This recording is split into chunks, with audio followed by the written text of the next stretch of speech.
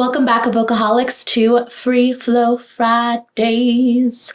And today we're going to be discussing how it is a-okay for you to have a 9-to-5 job when you're trying to pursue your passion, build this dream life of yours.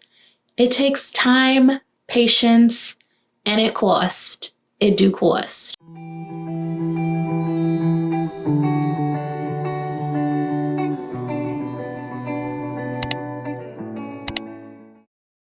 So how do we come to accepting that we need a 9-to-5 while we're building our dream life? First things first is we have to accept where we are in our path, which is probably the hardest step because you're like, I see all these big dreams in my mind. I know who I'm supposed to be, and it's just not currently in your physical reality, but that's okay, Because this season serves a purpose, right? Accepting where I currently am in my life looks like accepting the fact that I have a 9-to-5 to support myself so that I can continue experimenting with my art shop and build up my business, Evocaholic. So this was not necessarily an easy thing to come to terms with. I was resisting getting a full-time job or career path for the longest time because I was like, if I do this now, like I'm just going to be one of those people that gets sucked into having this career for my whole life. And that felt extremely restrictive to me. And I'm all about freedom of expression, traveling just everywhere. And the thought of having a 9-to-5, I was panicking, let me tell you. But during the height of COVID, I had some retail jobs and they were atrocious. They did not treat us with any sort of respect. I was having like mental breakdowns on the sales floor constantly. My mom happened to be there every time I did, which was nice because then she just like comforted me. But I was like, every time I went in there, I was like, I'm not supposed to be here. My soul was like, I don't know how to explain it other than my soul was internally screaming at me daily. It took a while for me to be like, I'm done with this. It wasn't until the day that my supervisor was like, hey, what do you want to do? And I was like, to do with this job or in life? And she was like, well, here. And I was like, oh, girl, no, I'm not staying here. I was like, in life, like I want to have my own art business and I'm going to do that. So like 2 weeks later, I quit. And then I went on like a whole year of just doing acting jobs here and there. And I actually traveled a lot, like a lot. I traveled like 14 times in like 10 months. And they were pretty back to back, which I'm very grateful for. So I had that like period of time where I was just allowing myself to accept where I was, that I was like, I don't really know what the next step is here, but I just know I want to travel right now. And that's what I'm going to do. Whatever it takes, I'll make it work. I'll do Instacart. I did whatever it took to have my little fun and my free trips and all that stuff. But then it got to the point where I was like, homegirl, you're running out of money. And I didn't have enough money to really explore with my art business and experiment on things, which is really essential when you are starting out your entrepreneurship journey. You need to have some sort of funds supporting you to like buy new art supplies. Like if I wanted to try watercolors, getting all those supplies. And I'm also one of those people that likes to buy every supply necessary for that medium. You don't need to do that.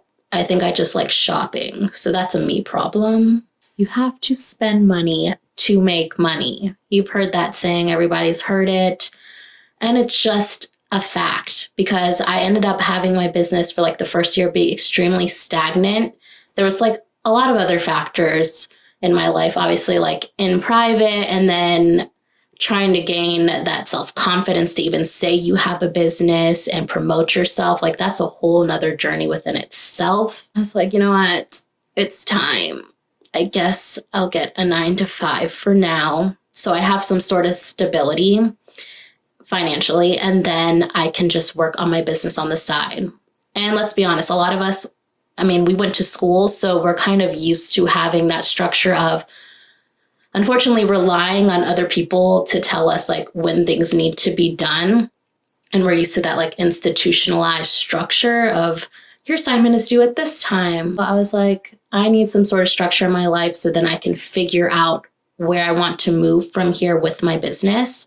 And that's okay if you have to take a few steps back. Accepting where you are can be extremely challenging because our human experiences vary so greatly. They impact us extremely differently, emotionally, physically, mentally, spiritually. So trying to get into that mindset of this is where I'm supposed to be in this moment and it is serving a purpose for my higher good takes a lot of rewiring in your brain, but it is completely worth it. And it is a day-by-day process. So don't think that you have to have completely rewired your subconscious because I think about 95% of the things that we do and how we live our life are lived through our subconscious programming. So give yourself some leeway, some self-compassion, because that is not something you can just flip on its head when you've been living the way you've been living this whole dang time. There's lessons to be learned in every stage. Next, we need to replace shame with self-compassion. So this one is a lifelong journey. Let's be real here.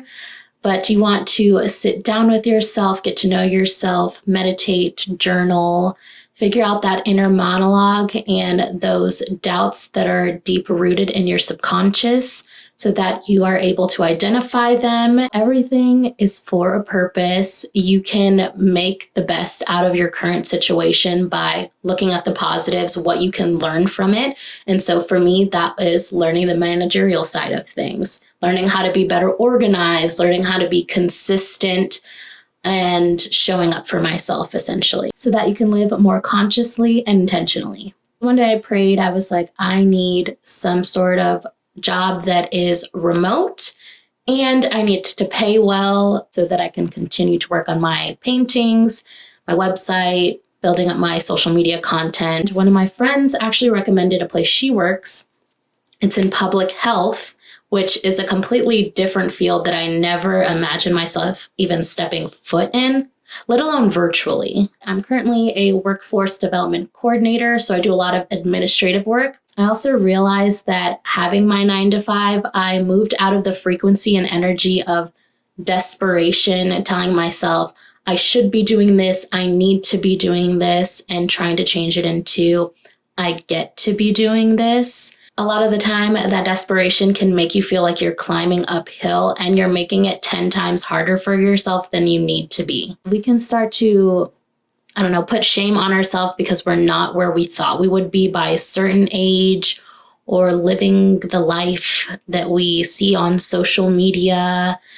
And it's honestly just exhausting to live and think that way. Shaming yourself is only preventing you from showing up in your full potential, and it is essentially becoming a self-fulfilling prophecy of failure. Honestly, my 9-to-5 has been a huge blessing, not only because of all the skills I'm learning and all the resources that have become available to me, but because of all the people I've met and just talking to them and letting them know what I do. Like, they really do appreciate my creative input on things, even though I don't have that public health background, which has honestly helped with my self-confidence a lot, because a lot of the time you don't know the magic that you bring because you're so close to it, right? Like, it's you. So you're just out here living your life, being you. So a lot of the times you forget all the amazing things you bring to the table. Having a different atmosphere that is not really exposed to the arts kind of showed me the magic in me in a different way, which is really beautiful. Let's talk redirection and realignment. One of my favorite speeches, honestly, the first manifestation video that my mom actually sent to me, is Denzel Washington doing a college speech. And in it, he says, in life, you want to fail forward. At least this way, you know what you're going to hit. The idea of failing forward is really beautiful to me, because when you're failing, you're not going backward, because again, you're learning a lesson from it. What you choose to do with that lesson is up to you. It's giving you data onto what is working and what is not. And from there, you can redirect and realign on to your path by following these different desires that you have and trying those out. See if it feels good to you in that moment. If it does, keep going on that route. If it doesn't, switch it up. Nobody is keeping you stuck, babes, except for yourself. The entrepreneurial journey is not necessarily an easy one. For instance, at the beginning of me starting my art business, I, for some reason, thought as soon as I start my art business, like this thing is going to blow up. Everybody's going to be buying my prints. It's like that delusional aspect of starting a business and not really realizing all of the aspects that go into promoting yourself and really getting your name out there. When you're becoming an entrepreneur, you really want to sit down with yourself and figure out what your self-limiting beliefs are, because those are the exact things that are going to hold you back from not only your business growing, but you progressing in life. I think most of my self-doubt actually came from the fear of success rather than the fear of failure, because I've always been involved in the arts, mostly theater performance. So I can't even count the amount of auditions I've done for both theater and film.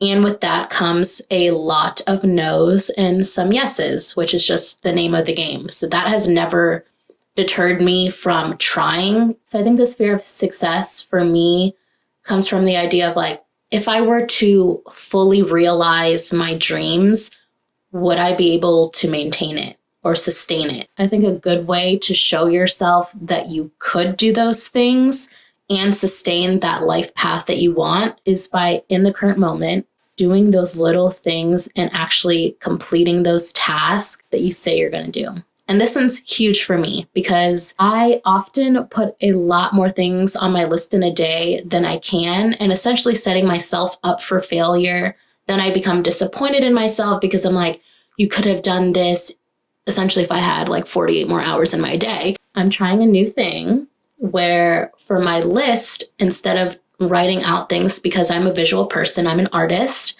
I got a planner that has like the dotted journal type thing. And I started drawing little doodles of the things that I'm going to do in the day. Not the things that I have to do, the things that I get to do in my day, and have a little checkbox next to it. So it's like, it's more exciting for me to look at, to then be like, oh, I did this thing. I get to check it off. Also, it limits the amount of things I put on my list because the boxes are small. So I only do a few items. By doing these smaller tasks and actually making it feasible for me to get it done, I'm helping myself break down that negative idea of fearing success, and in turn, making myself successful on the day-to-day and becoming consistent with it, which shows that I can sustain it. And you can too. Day by day, step by step, that's all that it takes. You showing up for yourself. Another tool that I like to use to redirect myself if I'm just feeling like I'm running all over the place, running amok, not knowing what is going on, I just pray, which is something I learned from my mom. If this is not meant for me, close that door. Pray to God, pray to the universe, whatever. I just say, Lord, if this is not meant for me, this person's not meant for me, please close that door and open up new doors, new blessings, new opportunities. And it honestly has become so helpful. And it's just a great way to feel like you're letting go and letting God or letting the universe. You're just taking it off of your chest and putting it out there. What's meant to be will be. You'll know you're starting to realign with your true self when things just flow with an ease. You don't feel like you're climbing an uphill battle. You're just like, this feels right now. I'm going to do that. And then you just do it. And you're like, wow, that was nice. And if you just keep doing that instead of making it this whole fiasco, you're going to live a very beautiful, free-flowing life, babes. I'm going to leave you guys with this poem that I wrote. I like to do a lot of Dear Self with Love poetry. So this one I wrote on an airplane and looked at the items around me to gain inspiration. Dear Self, fasten your seatbelt, tray tables up, airplane mode on, Mask on to protect you from the invisible enemy wafting through the pure air. Magazines available within reach. Don't be tempted by the advertisements. They're pretending to. Neck pillow on, awaiting the comfort of the dreams pushed to the back of the line. Life vests under the seat, just in case. Pop gum in for protection against the atomic bombs going off in your ears as we elevate. Headphones in, blasting your favorite distraction. Tune out the noise of those waiting in the wings. Emergency exits to your left and right. Options available. Don't forget, safety first. Step by step. Do you agree to help others in case of emergency? Swear in. IDs at the ready. You must lead. I depend on you. Take flight. With love, Self. I hope you guys enjoyed this week's episode and take into account these steps I shared with you all and really work on self-compassion, accepting where you are, and allowing failure to redirect you and realign you to your true self. I'll see you guys on next week's episode. Have a beautiful, blessed day. Peace out.